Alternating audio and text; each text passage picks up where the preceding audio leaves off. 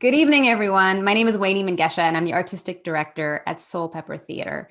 I am here at my home, located on the traditional lands of the Wendat, the Haudenosaunee Confederacy, the Anishinaabe Nation, including the Mississauga of the Credit. It's important to acknowledge the original caretakers, even though we're in a virtual space, especially in a conversation that's speaking in part about our complicated history in Canada. We want to thank you so much for being with us tonight.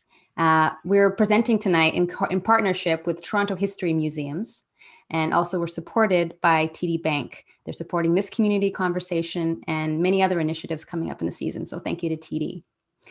Tonight's conversation is going to happen in two parts, in dialogue with some artists and activists who are at the forefront of advancing Black lives and culture.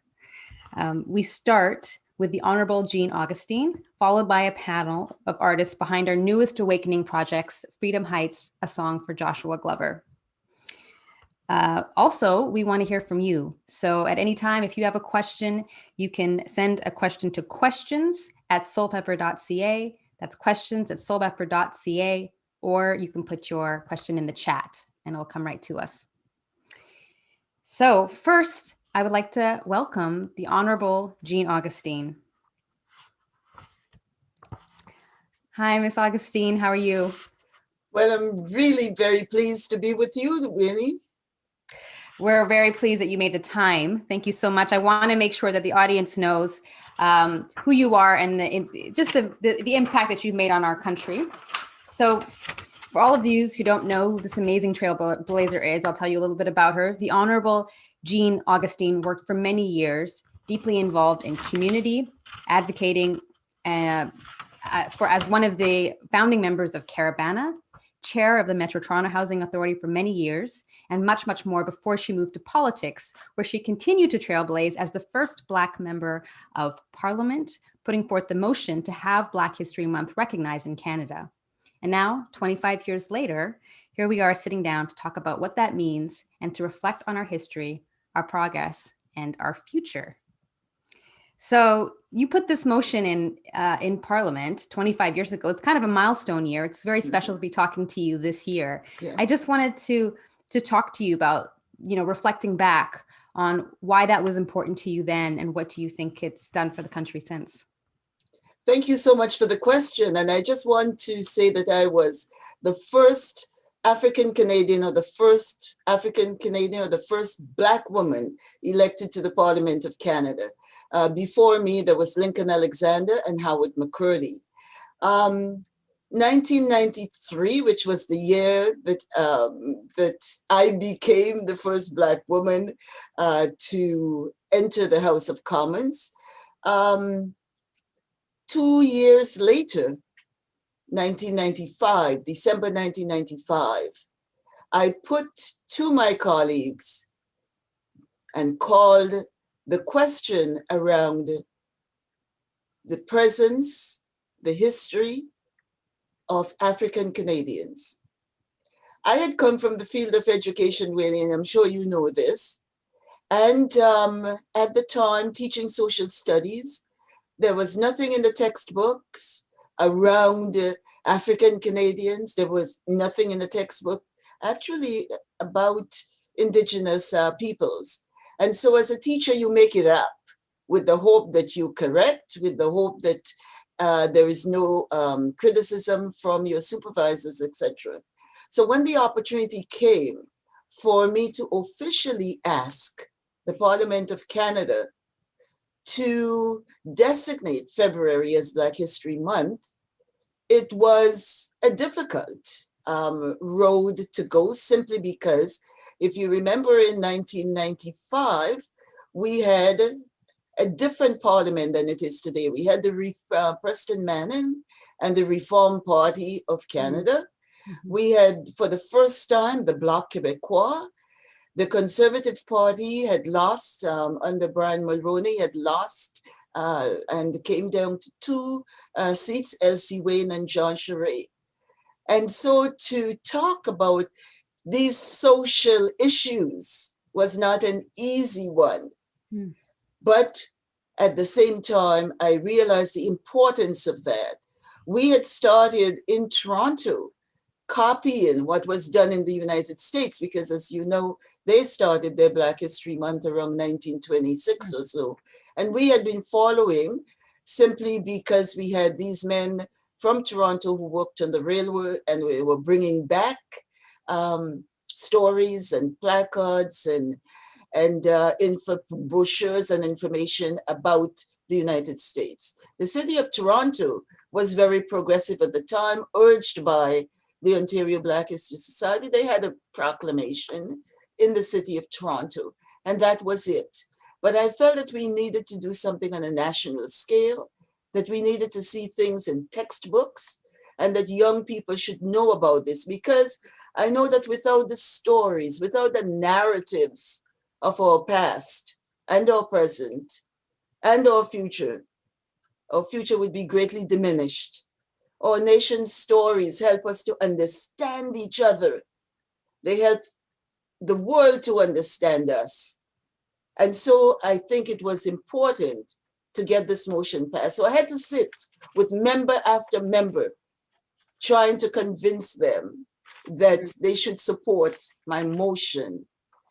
And the motion had to be very to the point, because I did not want a debate. Every time I put something on the paper and I took it to the House leadership and the legal people, they said, this is debatable. And with the House, as it was, you don't want to put something forward that's debatable. And so I'll read for you, Winnie, the motion that I put forward, which had facts in it, 4 facts, not very much.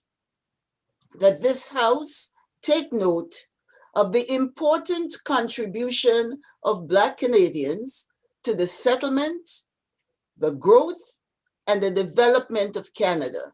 Nothing to debate here. The diversity of the Black community in Canada. That's not debatable. And the importance of that African Canadian history, the importance of that to Canada, to Canada's history. And I ask the House to recognize February as Black History Month. I wanted the motion because as an educator, I realized the importance for curriculum writers, for the artists and other people like the group that's around the table today, to have an opportunity to bring the story. We were here since 1603. Matthew the Cost, born in the Azores, free man, professional, knowing 4 or 5 languages, knowing the Mi'kmaq language and being able to translate from French to Mi'kmaq, Mi'kmaq to French, to make that Champlain expedition land safely.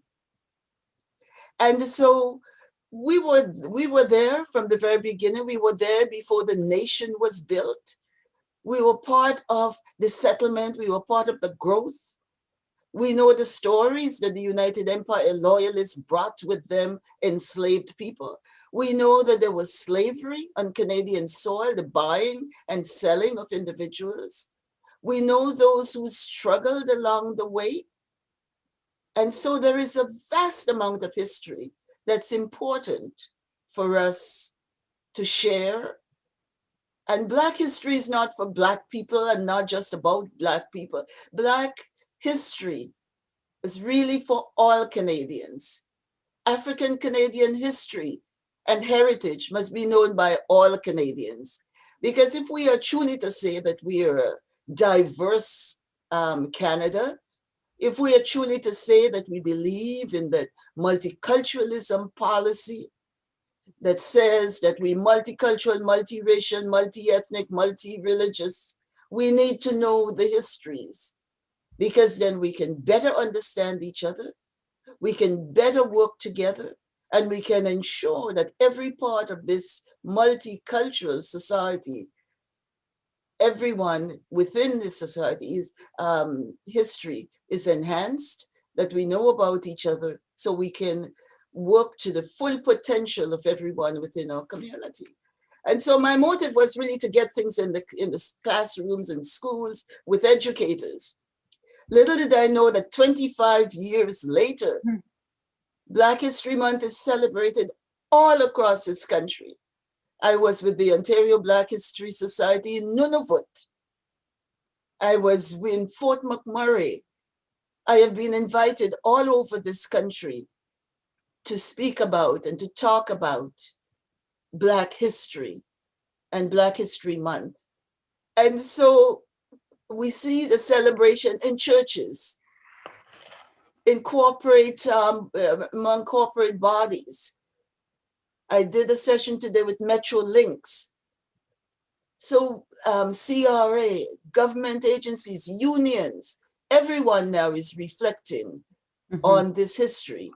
And of course, the pandemic, the Black Lives Matter, the challenging times that we're in have forced us to look at each other, to see the gaps in our society, to know who our essential workers are, to know who our neighbors are, to talk about the opportunities that we need to offer to our artists, to those who are promoting and helping us to build this culture that is Canada, so that Canada is not a unidimensional, it's diverse.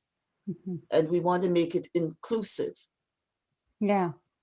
I want to pick up on, as you mentioned, the firsts. And, you were a social advocate for so many years, helping to advance Black and immigrant communities. And then you moved from education to politics.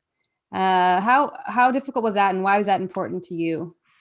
All of life is political. Yeah.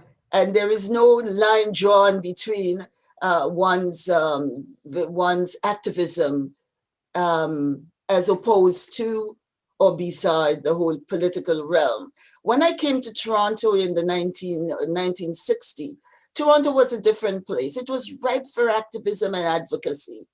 We had no Charter of Rights and Freedom. That didn't come till 1982. We had no human rights code so that you could complain when there was unfairness in the system, prejudice in the system. That didn't come till 1962, 63. We had no Landlord and Tenant Act so that the landlord can say it's for rent, but not to you. We had no police community relations. We had no faces on any of our television at the time. The CBC was the big. We had no faces of color. We didn't see ourselves being called in to participate in any way in any of these things in the society. School boards were not talking to parents, trustees. So it was ripe for activism. So I became, and I worked, I didn't do it by myself. A lot of the things that we pushed was I've always been part of a team. I've always been very much engaged with what needs to be done. We want to see us in every phase, every stage, everywhere in Canadian society. We have the talents, we have the skills. We just need the opportunity to find ourselves in every place in society. And society has to realize it has to make room for everyone. And so when, talking about that, while we were being called in, for example, you being the first in Parliament, I, on a personal level, I'm the first Black artistic director at a large scale theater. Just what advice do you have for those who are, and I will say that I'm celebrating that there are a lot of people now, there's some new artistic directors coming in, some diversity happening, which is very exciting to watch, but the pressure of that, what advice would you have to folks making change now? Well, in the first place, there are things that one must do. You have to look at yourself, know your values, know what you want to see, have a passion. They talk about the fire in the belly because this is what really pushes you to get some stuff done, to make the case, as it were. And one must be ready to take risks, to speak up at a time when everybody else in the room their eyes are looking away. Or there she goes again. That statement that sometime try to derail the point that you're Good making. trouble. Good trouble. Good trouble. Mhm. One also has to be thick-skinned and be resilient, because I can tell you that over the years I've fallen on my behind, but I also was resilient enough to pick myself up and to keep moving on. And like you, I've been in so many places where I was the only one, the only woman, the only black face. And talking about intersectionality, I was woman, I was black, I was immigrant, I was Catholic. All of those things intersected depending on where I was, and created some dissonance and at the same time, not taking personally, but knowing that change has to come, and at the same time making sure that whatever I do, I bring, as they say, I bring others with me. And so when there was something called and I was invited, if I could, I always ask, is it possible to bring? And I would make sure that someone that I want to see in the specific role come along with me, because I Beautiful. think it's important. Mm-hmm. Yeah, and you're doing that now with this new initiative, and I just want everyone to know about it. You're retired, but you're still doing so much advocacy. It's really such an honor, and I'm so grateful for all the work that you do. You're now there's this initiative to support the Jean Augustine Chair in Education, Community in the Diaspora. So tell us about this initiative and why it's important to you. Well, I think, I do, and I speak a lot about the Sankofa moment.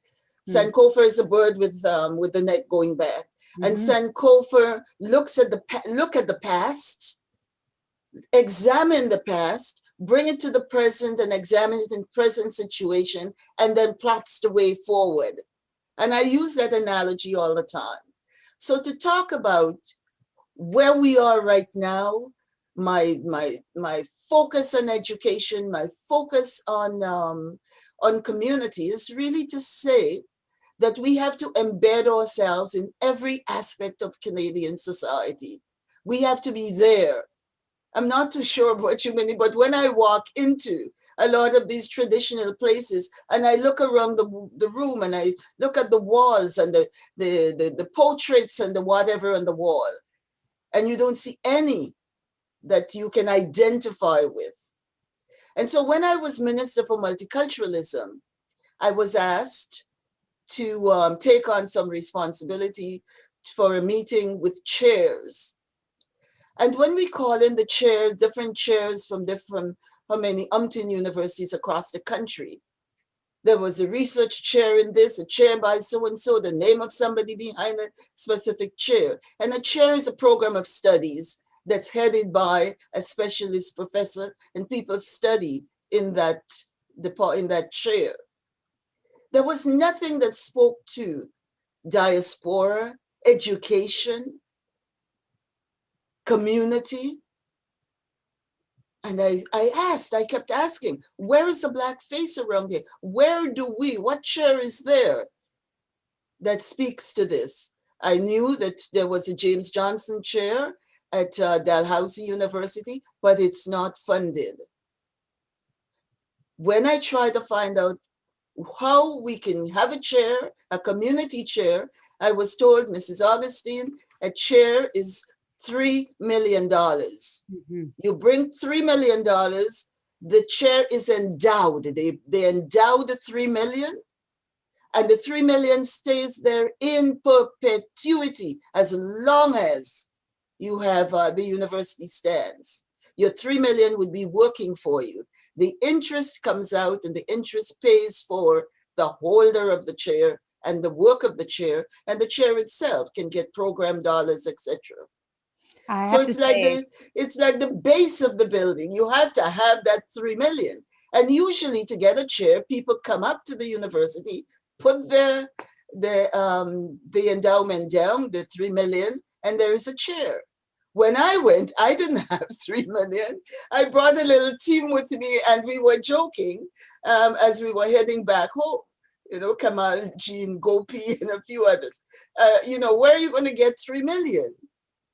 And I did have all of my documents, all of my archival material from the House of Commons. I had about 350 boxes of documents, speeches, tapes, etc., etc. And I parlayed that with York University. I don't have 3 million, but here are all the archival things which would be benefit to students, would be benefit to educators, would be benefit down the line when I pass on, not because I'm all that important, but because I was the first African Canadian woman. And so maybe someone 100 years from now might want to go and have a look to see what that woman said or did. Mm-hmm. So I was able to parley this, and I was able to get good response from York University. I did go to my own alma mater, and I did go to Ryerson. I shopped it around, in other words. And so we were able with York University to have this agreement that they will set the chair up without the 3 million at the time, but with my commitment that I will go out in the community and raise $2 million. And the university will match as we go along. Well, that was 2007. Well, so far we were at $1.8 million. Yes. So we need 1.2 million to complete the endowment.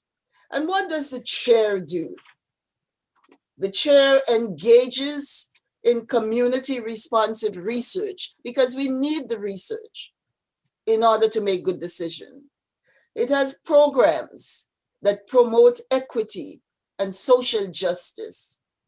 It advances access, equity, and inclusivity to education through community engagement and collaborative action. It addresses ways in which marginalization and race act as a barrier to individuals' achievement. And on and on. All the things that we've been talking about in this COVID time, the chair has been addressing, is capable of addressing. And so the new campaign that you just mentioned is the fact that Accenture gave me an award 2 years ago, and we were able to reach to Accenture, and Accenture has put $25,000 on the table and said they will match whatever donations that we get from the community and from those who are listening to us today. This way we will be able to completely complete the endowment and say for the first time in Canada, we now have a chair in community education diaspora, something that the young people who are walking through the universities can feel proud about. They can see something reflected of their own heritage and background, and the work that Dr. Carl James, who is the holder of the chair, is doing, and the possibility for all the research and partnerships and community engagement, et cetera, that must happen. So we have a base. The base is 1.8 right now, but we're going for the 1.2 more that would put the chair in perpetuity and would help us all. And this is a time for us to do it. The urgency of now. If we can't do this now, that the opportunities are there for us, then I think that we would have missed that opportunity where we could embed something in the system, not only for ourselves today, but for all of those who would walk through university settings. Absolutely. I went to York myself and could have really benefited to see that. And, I think what you're doing yet again is, right now we have February, and what you're saying is all year round, we need to have this kind of focus and we need to have this kind of education. So Soulpepper is very proud to be making a donation. If anybody out there has the means, down below there is a link to where you can join and you can contribute to this really important initiative. I have 2 sons of my own. This is really ensuring the next generation has the information, education, and confidence, because they will know their history. So thank you so much. I just want to thank you for being with us tonight. There are many comments. Thank you. AC Mensa has said, thank you, Honorable Jean Augustine, for laying the groundwork and always pushing the narrative forward. Thank you to all you who are watching. And I just want to say best of luck. We will be cheering on and promoting this as much as we can. Well, thank you so much. Thank you, because I think it should be by us, for us, with us. And we have to be in every place in the society, every place in the society. Yes, we do. Thank you, Mr. Augustine. Thank you so much. Thank you. Thank you, everybody. So right now we are going to move to the second part of our conversation, talking about Black futures. And we're going to be showing the video, which is the second partnership that we have gone through with Awakenings, which is a program by Toronto History Museums. Awakenings is a series of virtual art projects created within Toronto History Museums, utilizing storytelling while operating under the principles of anti-oppression, anti-colonialism, anti-racism, sustainability, and advocacy. Awakenings aims to connect us, paving a new way forward through art, creativity, culture, and innovation. I want to shout out Cheryl Blackman, the new director of Toronto History and Museums, who is paving a way with Umbrine to really take an initiative with the city to help the community really claim these spaces that they're preserving. And we're really proud as an arts institution to collaborate with them to animate these spaces and to really make the community understand the untold stories that actually are preserved within those community sites. One of the community sites, one of the Toronto history sites, is the Montgomery Inn. And at the Montgomery Inn, we learned about Joshua Glover, who spent the latter half of his life working and living there. And you'll learn more about him in this video, and we'll talk more about him with the artists who created the song to honor him, Freedom Heights, a song for Joshua Glover. Thank you, everyone.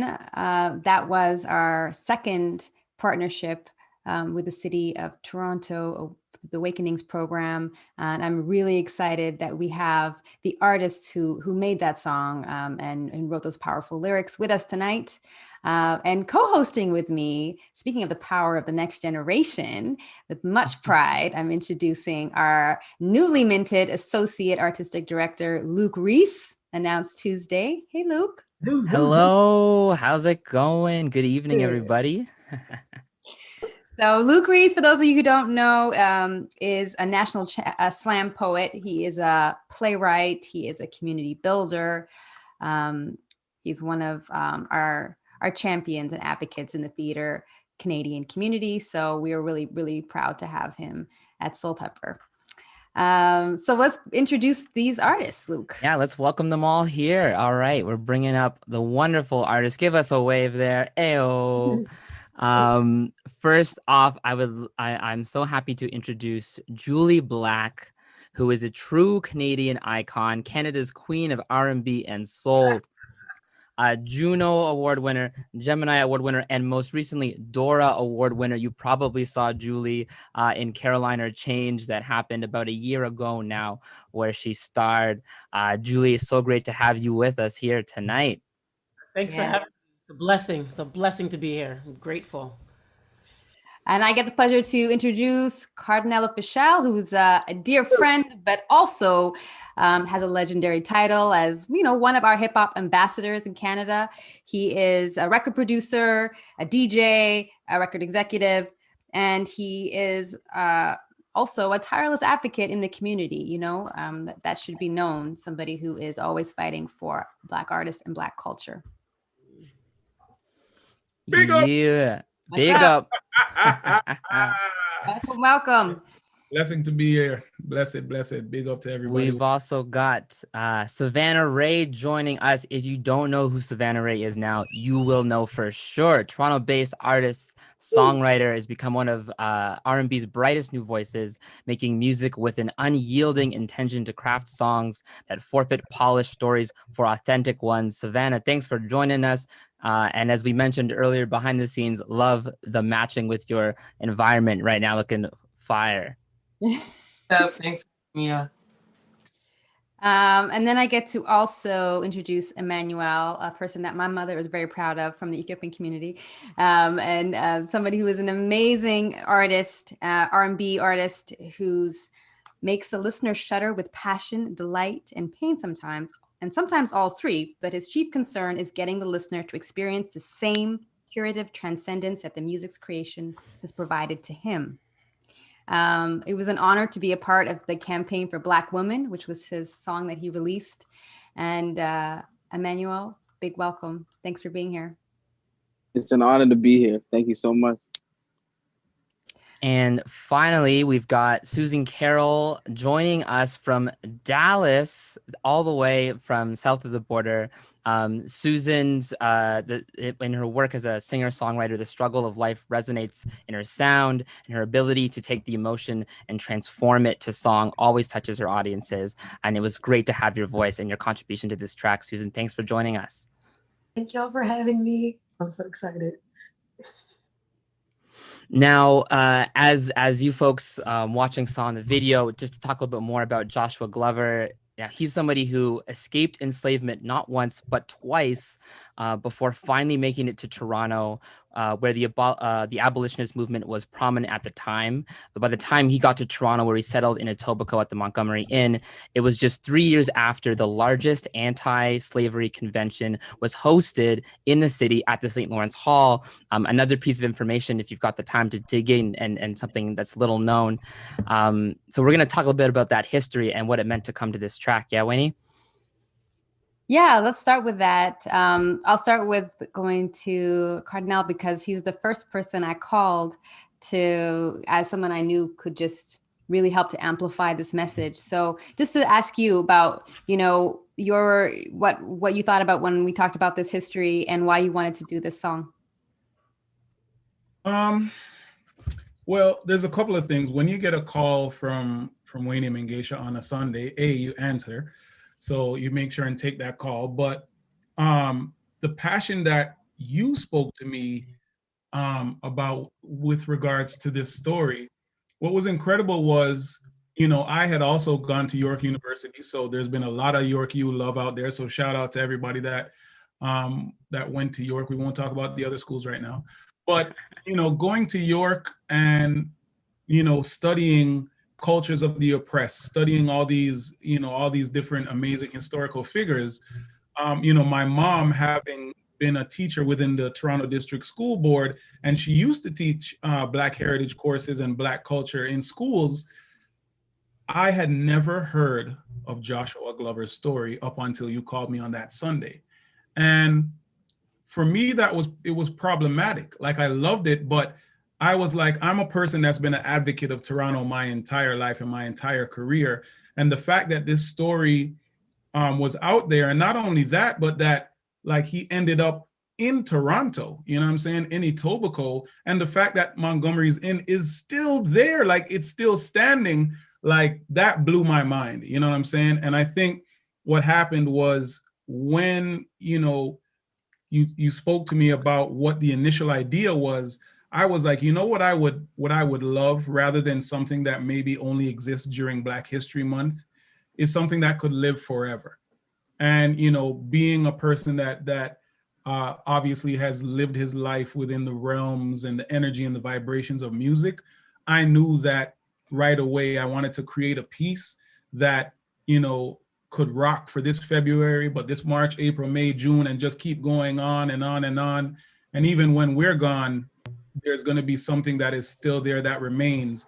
And I wanted it to be the energy, the vibrations, and the passion, embodied in the song of what Joshua Glover represented to me the first time that I heard it. I wanted it to be the starting point that could engage other people to find out more about Joshua Glover's story, but also understand that this is not something that, you know, Nelson Mandela, who's in South Africa, or, you know, Malcolm X, who is in America, or Marcus Garvey, who came from Jamaica. Like, we know about all these amazing Black figures, but there are people that came and made Canada home, you know? And, you know, shout out to our peoples in the East Coast with Africville and, you know, all these communities that we have here. But it's important to know that even here in Toronto, that, you know, it ended up being a, you know, a safe haven for so many people to call home, you know, some people that were looking for freedom. And I think that same sentiment exists today with people still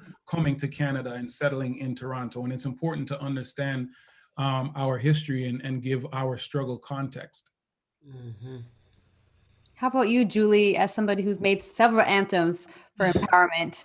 Yeah, what was it? Why did you want to get on the track?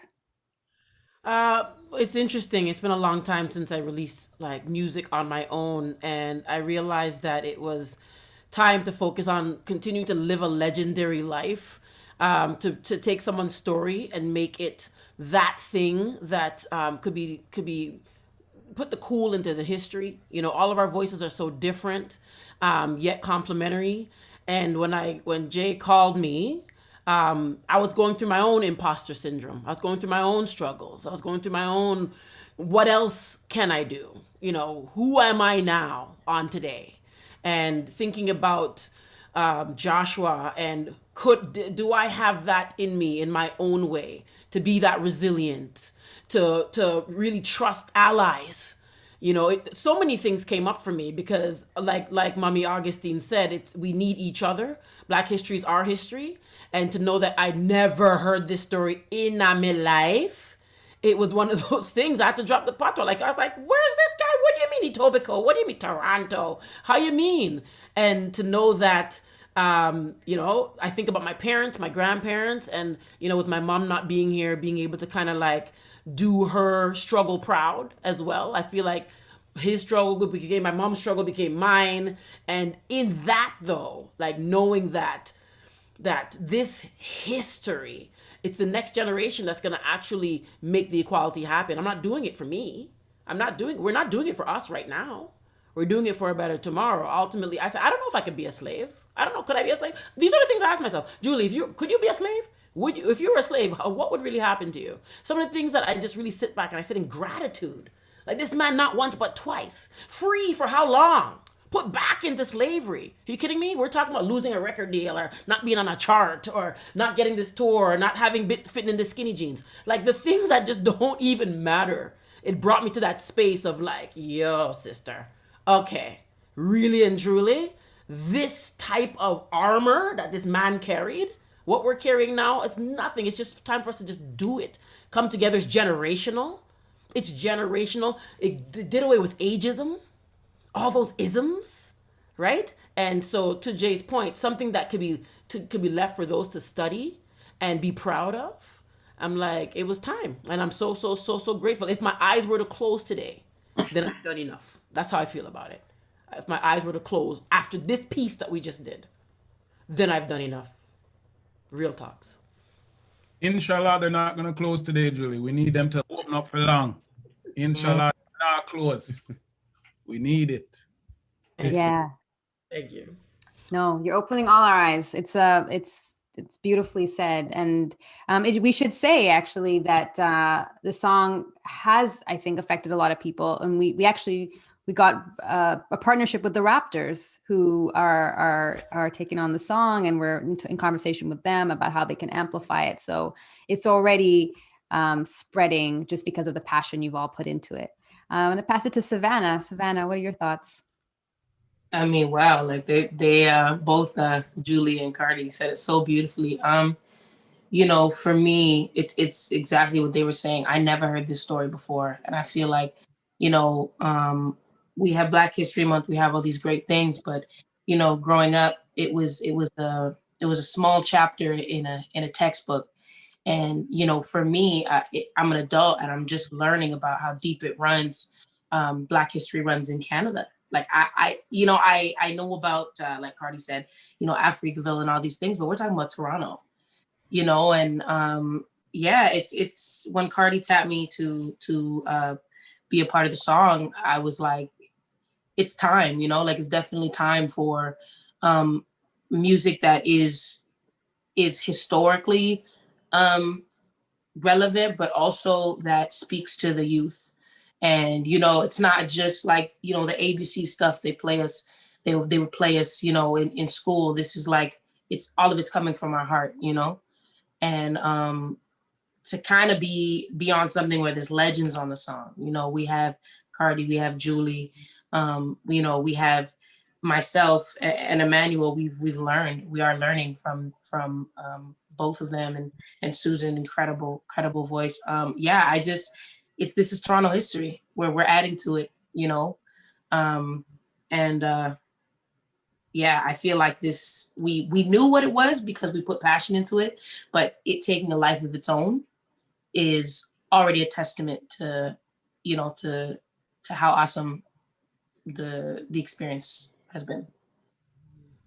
Yeah, I love the different generations that we have here, the dialogue that exists as we're talking about history, we're talking about the future as well. Emmanuel, what does it mean for you to be a part of the track at this stage in your career where you're releasing a bunch of tracks and you're still able to be a part of a project like this right now? It's such an honor. It's such an honor for me to be seen in a light where Cardinal would even ask me to be a part of this record, because when he hit me up about it, and he sent me information about Joshua Glover, and just like him, I had never heard about the story, and I was amazed, and it made me feel proud to be a Canadian in that moment. I thought about how his story mirrors my story in so many ways. He had to deal with so much, and he set his generation and the generations that follow, set the building blocks in order for Mrs. Augustine's generation to be able to set down the work that they did. And just to feel that generational passing of the torch was just such an honor. And yeah, being on the records with legends, understanding what the song was about, and feeling the fire in my belly, like Mrs. Augustine said, Mrs. Augustine said, feeling that fire in my belly, and always wanting to be a part of that legacy of change. And it's just really an honor. And when I heard the music, and when I heard Susan's hook, and when I heard Julie open up the song, I was just like, the music just flowed from me. And I thought about what holds me and what keeps me, where I find my strength and my stillness and my joy and my peace. And it drew me to where I created the verse from. And that was David's prayer in Psalms. So it was just a real honor to be able to put I'm a fan of people's stories. I'm a lover of people's stories. And so to hear all of these stories and to be able to add my story to that was just an honor. Yeah, and speaking of stories and where they're coming from as well, Joshua Glover's story starts in the U.S., starts in Missouri, and we've got that the American voice on the track as well. Susan, what did it mean for you to hear about the story? What came to your mind thinking about Joshua Glover's journey and your voice on the track? So I felt like everybody else said, like super honored to even be selected to tell this story. Like the story, I hadn't heard it along with everybody else, but when Cardinal was explaining it to me, it was just like his passion of like, I was just like, whoa, like I can't believe I never heard this before. Like, thank you for giving me this information and trusting me with trusting me to be able to write something like that. And it really made me dig deeper within myself, because I'm like a love singer. Like I sing about love and just good things. But I was just seeing all the injustices like going on in America here with like, I think the George Floyd thing had recently happened here. And it just like kind of made me like, I don't want to say angry, but it made me feel away. So it was just like, this is my time I can use this to like get that out and do something for change. And like, this is my moment to say what I need to say. And it was just perfect. So I just felt honored, and just to be with such great, like legendary people on the track. And it was just amazing. It was an amazing experience. And I feel like I got to just tap into a different part of myself. And yeah, thank y'all. I'm so glad you said love, because there is love in this song, and Yes. and we need it, and we hear it in all the verses and all the voices. Yeah. Speaking of that, actually, there's another beautiful victory that's happening as far as Joshua Glover is concerned. We want to shout out Quentin Varsetti, who actually won a competition, and his statue of Joshua Glover will be revealed at the new Joshua Glover Park in Etobicoke. So Wow. the history. Wow. Yes, it's beautiful. He's an amazing visual artist. And so we're really proud of you, and thank you for creating that statue, so that the song and the statue and all these pieces that are going to live on, just like hopefully Miss Augustine's chair. We're building the pillars. And maybe we'll all be able to safely gather for the launch of the statue. Who knows? I've got my fingers crossed. Knock on wood here. Amen. Our next question for all of you, and feel free to jump in when you'd like. Again, we're looking at Black history and the Black future. So what are some of the changes you've witnessed in your industry as a Black artist over the years, and what do you hope to see for the next generation? Julie, I think it's an ageist question, although I mean, I ask myself that question every day, right? What do I want to leave behind? well, listen, here's what's interesting about Black artists from Canada. It was so difficult for us to even have a platform to be able to, never mind speak the truth and legacy of our people, but even as individuals, it was so difficult to get our voice heard when we first started. And now just being able to, have laid so much of the groundwork so that not only artists can follow upon the path that we blaze, but it's like, for me in particular, even just being able to get into the system, I'll tell you, when the job of working at a record label was first given to me, like that opportunity, I didn't know really how to take it, or if I even wanted to be a part of it, because I've always looked at the record labels like the enemy. But I remember I sat down with Stephen Marley at his house, and we were recording, and I remember I spoke to him, and I'm like, I don't even know if I want to, you know what I mean? Like, even if I want to be an executive at a label. And I remember he said, yo, the only way to change the system is to get inside the system and change it within, And it's like, that is really the spark that encouraged me to really get inside, learn how it works, so that we could create opportunities that, Julie didn't have, I didn't have, and a lot of our comrades didn't have, when we were coming up. And it's amazing to be able to, see people like Emmanuel, people like, Savannah and others have a place that not only will amplify their voices for generations to come, but it's like, it is not looked at anymore as like this little novelty specialty thing. You understand? When me and Julie were first doing our thing, and we were kids coming up, unfortunately, we were either an afterthought or there was a lot of tokenism that was happening.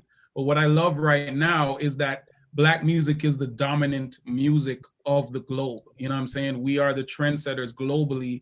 And this is not just opinion based, it's also backed up by facts to go with it. So I think what I love about, our generation when we were coming up and what we're seeing now is the advancement.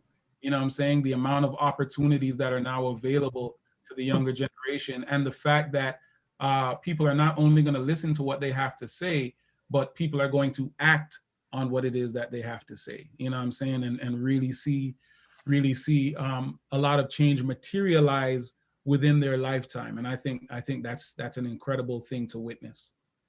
Amazing. Before we go on to, I just want to remind all you out there, if you have a question, put it in the chat, or you can email it to questions@soulpepper.ca. Julie, what do you think? Yeah, for me, what I realized is that everything was, they say like it was not for naught. Like there was nothing in vain. All the my mom used to say, you can't get to the top of a mountain climbing a smooth surface, right? So all the bumps and all that, we all want to get to the top, but it's got to be rough, And so for me, I realized with Jay and the rest of us, it was really, in hindsight, I recognized the power of discipleship. So I really, as though I still sing a lot and I perform and I write, I love business. I fell in love with business. I became like radical for entrepreneurship and really being able to mentor people, but mentor artists in a different way. Are your books clean? Do you have a business manager? Have you filed your taxes? Like estate law, power of attorney. Like I just got into this headspace that I used to be afraid of almost, and used to depend on other people for.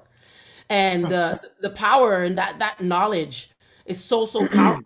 So realizing that though the gift of song was given to me, now I recognize that it didn't mean that my voice has to be musical. It has so many sides. And the privilege of becoming Julie Black is where I put my foot down. Like now, where once upon a time, I'm like, okay, what's that next single or what's that next album? And that's great. But I realized that all the 20-something years of becoming gets me a seat at the table. I have a seat at the table now. It's not good enough to be the only seat at the table, right? It's not good enough to be the first only. And so I enjoy being able to use that wisdom, get into health and wellness, mental health, being able to teach vocal nutrition. Like we look at the legends and we're like, oh, we want to do that for 60, 70, 80 years, whatever. We don't know how they lived, but I know how I live. And so there's parts, that's why I really, really depend on discipleship. What Jay's doing, we spread around, there's 12 disciples. Okay, what are you doing? You're going there to send us around the world, it says in the scripture, with your news of your saving plan, for all mankind. So if you have to send us around the world, we're not gonna go to the same place at the same time. And there's power in stillness, so there's just so much wisdom. And I really recognize that I'm so happy with where I am. I want people to meet me where I am. Meet me where I am on today. If you're coming with talks from before and I'm not responding, it's because that's not who I am anymore. And that's okay. That we all grow at different rates. And so Canada has really pruned me, has really developed me. I like using the word develop because we're so instant with photos. I have 10,000 images in my phone, but back in the day, we'd have to go to like Shoppers and actually drop the film off and get it developed. And then for real, I'm only 43, but really, you have to pay for doubles. And I use those analogies to exercise patience. Like be in development. Be in development.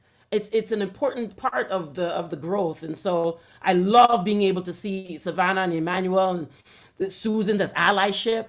It's not competition. It's not competition, man. We're complementary. And for those who think it's a hurry comp, you cannot hurry through wisdom. You can't hurry through experience. Jay and I talk about this all the time. Doesn't matter how much, who's doing what. You can't beat Magic's wisdom. Doesn't matter if you're LeBron or if you're Steph or if you're Jamal. You can't beat Magic's wisdom, right? So that's where we have Mama Augustine on here. It doesn't matter, man. You got to sit at their feet. Watch their feet. Learn. And when you learn, teach. So I'm embracing this season, especially with the pandemic. We're all face forward. We've all been able to kind of look at the same things at the same time. And that's why change is happening. And I'm really excited to see what will happen when we're back, when we move forward. There's no going back. When the world opens and we forge forward, I'm excited to see what happens. There's something so profound, actually, as you're saying, Julie, with Miss Augustine being here, because half of us grew up, without a Black History Month. Like, I mean, it was a time that we grew up without it, and half of us grew up only knowing Black History Month on this because of her. And it's just amazing that we're in the presence of change makers and the product of that change. So yes, beautiful. Savannah? Y'all can hear me. Yeah, I mean, for me, I've been here a while, and actually, I don't know if Julie remembers, but she took me to one of my first studio sessions ever. What do you mean? Of course. What you mean? Crown me. A while ago now.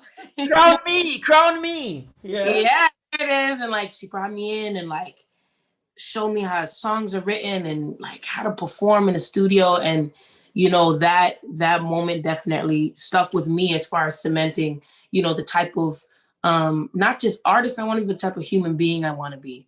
Because at the end of the day, for me, community is so important. And, you know, as as a youth in Scarborough, which is kind of where I'm from in Toronto, it's like there wasn't access to resources, and there wasn't just rampant access to be able to learn these things, especially if you didn't have the finances to do so. So, you know, for me being, you know, I guess the newer generation, it's like, I'm already thinking about how I can, you know, extend the things that I've learned to the generation that's kind of coming up now. And, it's just a huge part of my mission, and I'm grateful to continue to learn and to get to be a part of things, like, you know, like Freedom Heights, the record we did, and just learning about Toronto's deep roots and history and all of these things, and you know, in future, just paying it forward, just continuing to pay it forward, because I've been gifted so much. Shout out to Scarborough, my hometown. Emmanuel, what about you? I think I'm realizing in times like this during this pandemic and the type of music that we've been releasing, I've been realizing that I'm surrounded by people that are the change that that I've seen, like being able to be stewarded in this industry and in this game by somebody like Cardinal, and for him to be a mentor and an older brother in situations that go across the board when it comes to me in my personal life or me in my music life, and what I want to do and decisions that need to be made and how to facilitate that, and him being able to mitigate and stand in the gap in so many ways. So having a Black man in a powerful position as somebody who is an older brother, somebody who cares for what I'm doing and cares for my message, is the change that I love to see. And when it comes to the change that I want to see, I'm the change that I want to see. Being able to release a song like Black Woman, being able to amplify Black women in a time where I was realizing how long I had lived without truly seeing them in their majesty and for all that they are, and being able to let music vindicate me in that way, and for me to be able to be seen as somebody who's speaking that, for me to be somebody like Julie said, that's around the world preaching that gospel of truth, is something that's really important to me. And so taking those messages and taking those things and making sure to keep that integrity so that we can pass that torch seamlessly to the next generation, and to watch them do powerful things, and for them to be proud of the steps that we've laid. So discipleship, just like Julie said, I'm really proud of the discipleship. I'm really proud of the networks that exist. I'm really proud of the energy of non-compromise. It's like we all woke up and we're on the same page when it comes about, like, when it comes to what we want and what we want to see for our families, and how we want to love on each other, and how we want to fix the holes in truth, taking accountability of the things in the past. So it's just yeah, it's just as I said. And Susan, what has it been like for you going through your career down there? And how does music help your message right now? I'm still going, I'm still growing. I'm nowhere as near the level of the great people on here, but it's really inspiring to hear the things that everyone's saying. I've just been taking all these gems and learning. But yeah, it's been, my message is more so just like, I feel like what everybody's is, but just spread that love and spread that inspiration. I feel like my music my voice was an instrument to use to spread the message of love and bringing everybody together and just equality. So I feel like, yeah, that's what I want to pass on to the next thing. That's all I got. We've got a couple of questions from some folks that we're sending in right now. One of the questions for all of you, it's a big one. I'm gonna preface it, is what does Black futures mean to you?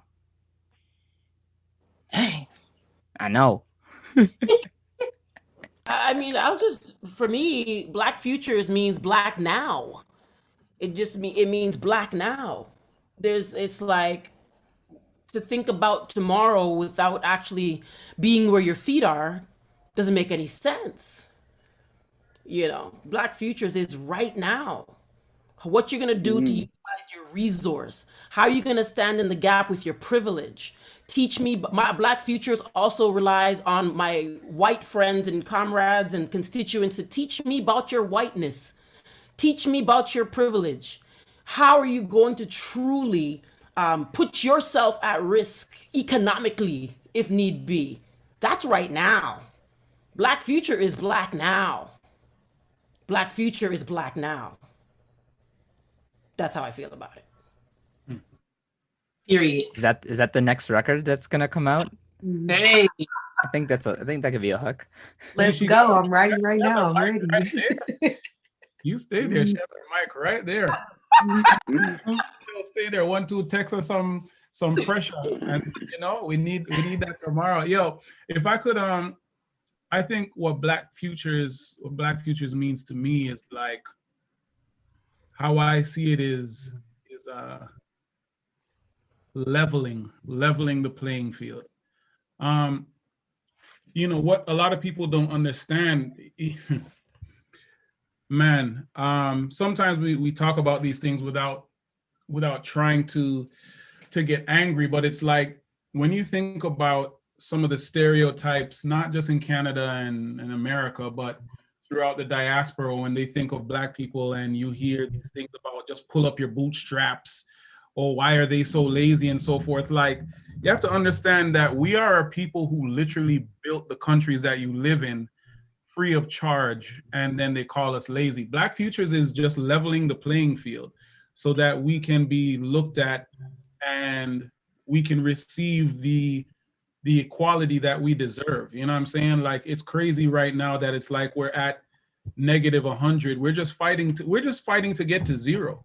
So I'm hoping that, Black Futures will, level everything, level access to opportunity, and that's something that we've been fighting for forever. We're not even saying that we want more than anybody. We're saying that we want equal, from decades and decades. When we're talking about equal rights, I think in people's mind, when you have to give up that privilege, it sounds crazy. You know what I'm saying? Because basically people think that you want to take away something from them. No, we don't want to take away anything from you. What we want is the opportunity to be looked at the same way, to be treated the same way, to have equal pay, equal opportunity. And, I think it's inhumane if you do not allow for other people to live a fair and equal life. So to me, what Black Futures means, it means a real leveling, a real reconciliation, and a deep dive. Black Futures is not always about Black people. It's about looking at yourself also, and figuring out what part you play in the inequality of Black people and other races. I don't even like to say minority anymore, because we know that we aren't a minority, but for the disadvantaged. That's what it means to me. Black Futures is leveling the playing field.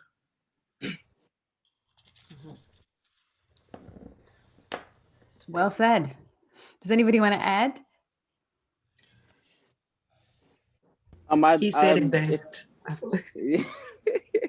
If I could add anything to that, it would just be that the Black Futures are bright.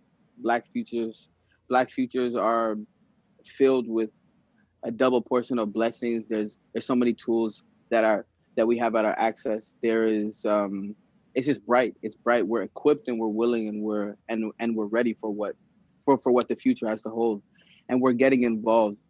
And just like Ms. Augustine said, like, we have to be everywhere. And I think that hunger to be everywhere and it's right there in front of you. It's factual. You can't ignore it. So I think the Black Future is ready for elevation.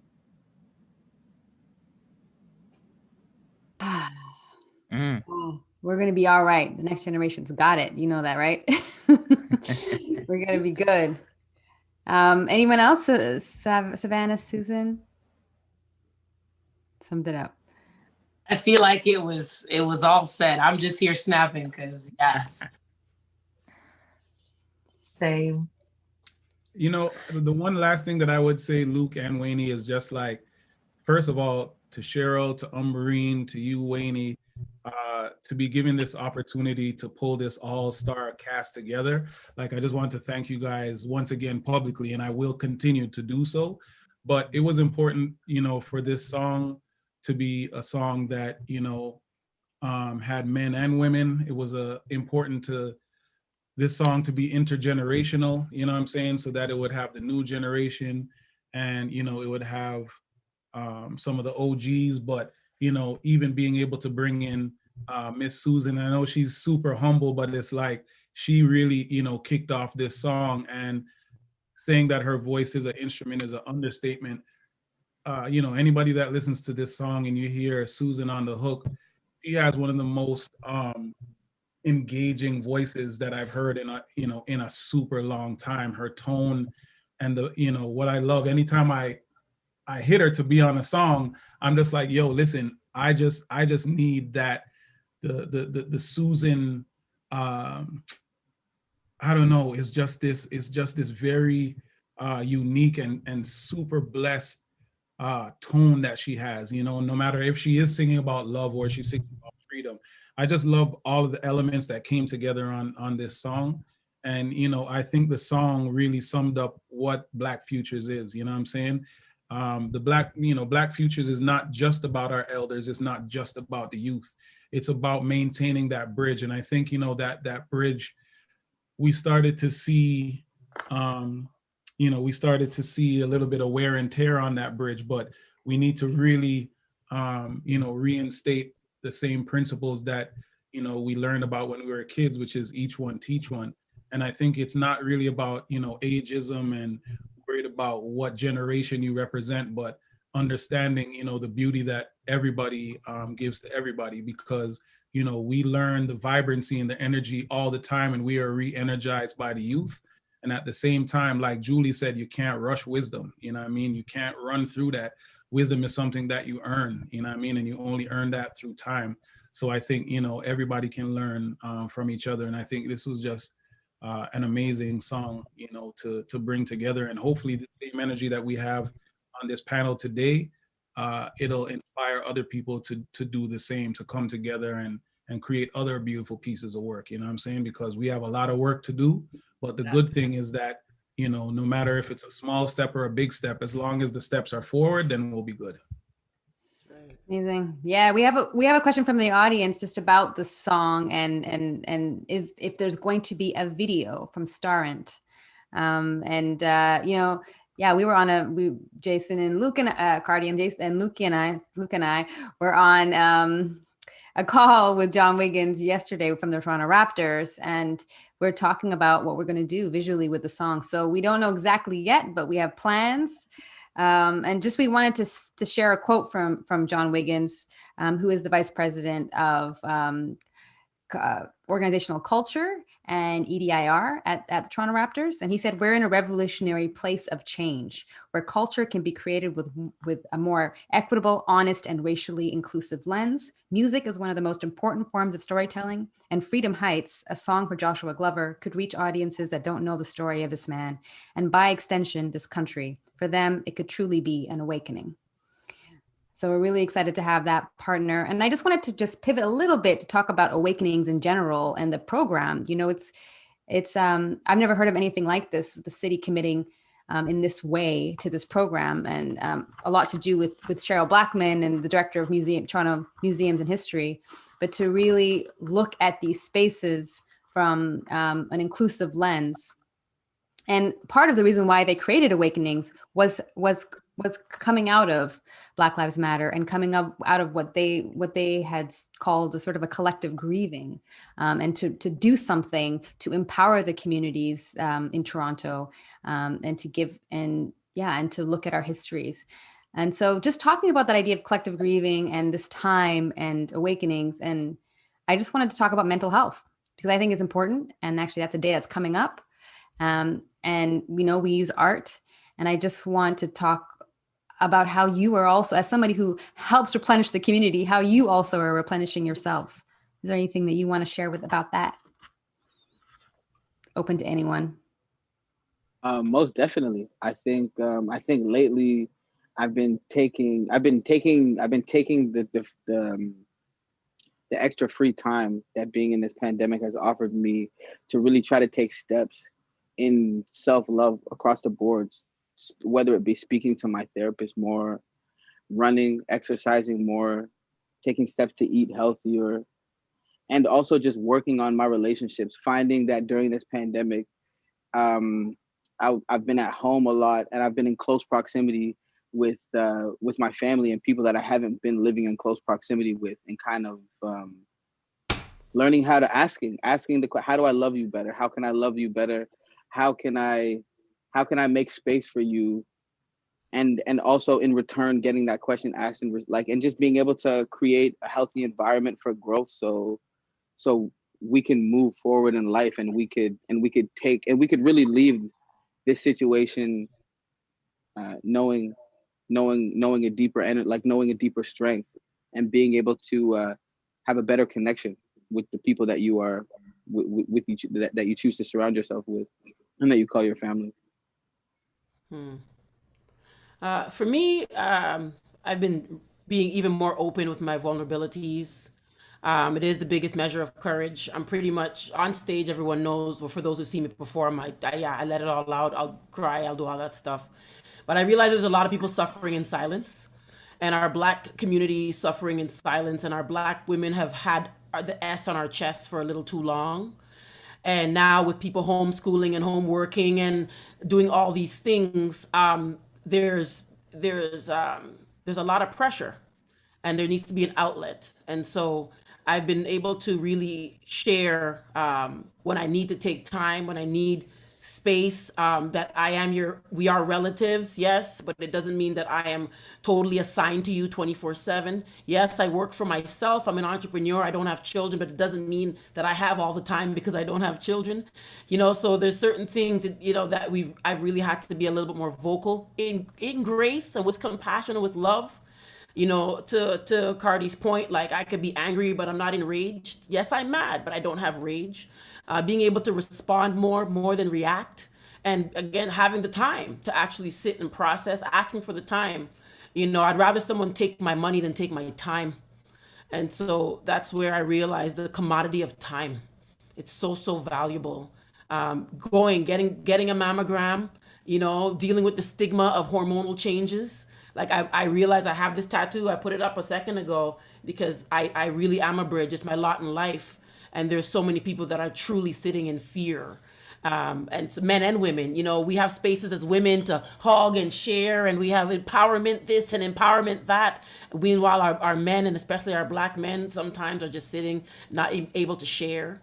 I love that Cardi and I have such a strong relationship, that we are brother and sister in that way, that we can cry and pray and do all the things, but not everybody has that. And I really want more of that for more people, for the generation, especially in music, that is the gratification is quick, and the Insta fame is quick, and we can make money quick. But that's, I really want to eradicate the whole prime time versus meantime foolishness. We're sitting in the meantime, watching people's prime time, and so all of that's mental health. You know what I mean? Menopause is mental health. PMS is mental health. Depression, mental health. All of it's mental health. But there's this whole stigma. And so I really I'm doing my part to speak on it and to shame the shame, because we're the only ones that carry it. No one knows that anyone carries shame but ourselves. And the only way to really break it and heal it is to talk about it. So that's what I've been doing. Yes. Thank you for that. Absolutely. I think it has to be a part of this conversation. And since we're showing tats, I got mine too on my arm. Hey. Same thing. I had to do it. It says courage in my language, in Amharic, and it's the same thing. It's that, what time is it? Right. It's that thing of remembering that as we hit these, I love that analogy of the mountain, that it needs to have some bumps. And I think a big part of it is just being able to call out the fact that we need each other, and mental health is a factor, and that fear is real, and that we're moving through it together. Anyone else want to speak on that? I'd say a quick piece. I guess just, you know, within the pandemic, especially when we first started, everybody was like, "Oh, if you don't come out of the pandemic with 8 businesses and this plan and this that, you're wasting your time." And there was just this crazy pressure on top of the world literally changing completely while we watched it change. And you know, it really, it shook me up, and it was kind of like, okay, uh what do I do now? I have to find things to do. Okay, this isn't this, and it created this sort of chaos. And what this time taught me, what I need mentally sometimes, is to be still. Just be completely still. And you know, it's okay to do that. I feel like the generation we're in, you know, Julie touched on it. It's like, you know, there's social media, there's all these things that make you feel like you're chasing something. And the thing is, once you're chasing something, you're already behind it. So for me, it's just been about giving myself time, giving myself space to just be, to, you know, there's been so much tragedy in this time. There's, you know, with COVID-19 and losing people and all of these things. And you know, a lot of the stuff that happened, you know, with the BLM movement, it's there's that collective grieving. There's all of these things changing. And, you know, the best thing that I found for myself, and the best thing that I've, you know, kind of tried to share, is to be patient. Like, be patient with ourselves and give ourselves breathing room in this time, because it's very heavy. Beautiful. Mm-hmm. Anything else anyone wants to add? I do want to say that we also are supporting an initiative through this song, that the proceeds to the song are going to the NIA Center for the Arts. And we want to shout out Alika Hall, the executive director of NIA Center, who is doing an incredible job with that space. And the NIA Center is having a campaign right now where they're raising funds.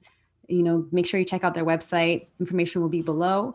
They're going to create the largest Black multi-art facility in Canada. So, you know, shout out to NIA Center, and we're so glad that this can help to make that dream come true.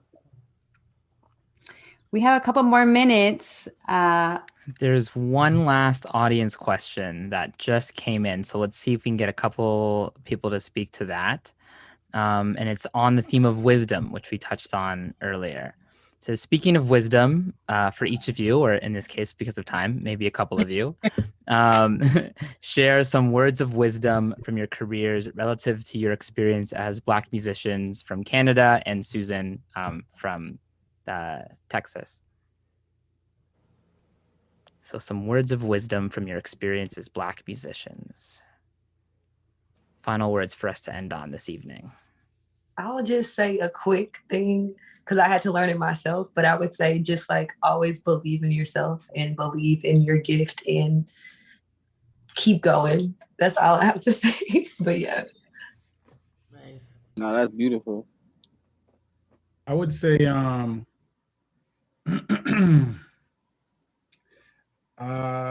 I would say to look inward more than you look outward. I would say that a lot of our journeys, one of the things that I've learned, quick little analogy, is where this person was looking at their neighbors and they're like, oh my God, my neighbors are disgusting. Like, they're so dirty, they're horrible. And a friend came over to the house, and, you know, the person said to the friend, man, look at my neighbors, look how disgusting they are. Like, you know what I'm saying? Their laundry was on a clothespin outside and it looks like it's filled with dirt and whatever. And they're like, oh, my neighbors are horrible. And the friend took a look at the window and said, no, sir, your window is the one that needs the cleaning. Your neighbors are actually perfectly fine. Their clothes are clean. Everything looks great outside of your window. It's you that needs to clean your window. I think a lot of times how we perceive the world is with specific lenses. And I think a lot of times we have to make sure and clean the lens that we are looking at the world through, because it's going to change how you receive information. It's going to change how you move in the world. So if I could, leave anybody with any wisdom, it's to look inward. Make sure that the lens that you're viewing the world with is clean, and that your own inner turmoil and inner smoke is not clouding your vision. So just make sure and do the work on yourself first, because it's going to change how your world looks to you. Yeah, that's dope. I mean, I think I'll speak to the fact that Wayne and Cardi, you guys have known me for a very long time. Jane and Finch Julie, she still lives kind of, sort of. But to know that I don't regard myself as like a black musician. First, you understand what I'm saying? Like, it's like saying being good for a woman, or it's like focus on your gifting, become a master your gift, strengthen your strengths. Like, I play the guitar some, yeah, I could write 1-2 songs. And then the day I woke up one day, I was like, I like fingernails. I want my nails long, and I sing well. So I'm gonna now focus on expanding my range, really working on my songwriting, and someone else to play guitar for me. Like, that was just my thing. I wanted to strengthen my strengths. I wanted to know that I could wake up early in the morning and sing on first eye open, sing, because I know where to access my voice. So, a lot of us tend to want to do a whole bunch of things well. And it's like, do that 1-2 things extremely well, become a master, become excellent. Find the excellence in being excellent, And I think one last thing I would definitely share is being able to wait. And this is something my mom, I always drawn, man, she had me late, but I know why, all her parables and stuff. And while I was waiting, she said, Ju, while you wait, serve. What do waiters do? You go to a restaurant, what are they doing? What are the waiters doing? Waiters are serving. And so while you're in a season, you're in a holding pattern, or you feel like you're waiting on something, find an opportunity to serve.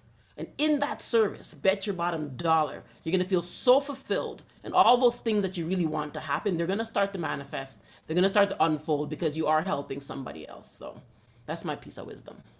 Julie! Praise. Yes, Bring it. Julie. Hey! I needed that. I needed that. We all needed that. For real. Mommy. Yeah. And thinking about opportunities to serve and taking this moment, this partnership with the City of Toronto has also allowed us to provide a new opportunity to serve the artistic community through this program with the Awakenings, and just to let everybody listening know that we are going to be accepting 5 artists in residence to be mentored and to create new pieces along with the 5 Soulpepper Academy members to reimagine and to awaken these Toronto historic sites. So there's applications right now. I'll make sure the link gets posted as well. Applications due February 25th, and it's a year-long residency. And the Raptors are on board to help elevate those voices as well. So it's an exciting new project. So make sure you check it out. That's amazing. We thank you all so much. There's so much love in the chat. Thank you all for giving us that love. Thank you, especially to these artists who have given us their time and put so much passion into the song, and to Miss Augustine and the incredible work that she still does for the whole community, for Canada. So we just want to thank you all for being with us tonight. Thanks again to all of you for the work you're doing and for your continued inspiration. Have a wonderful weekend. And we'll see you all at the next community conversation. Thank you. Thank you. Good night, everybody. Take care.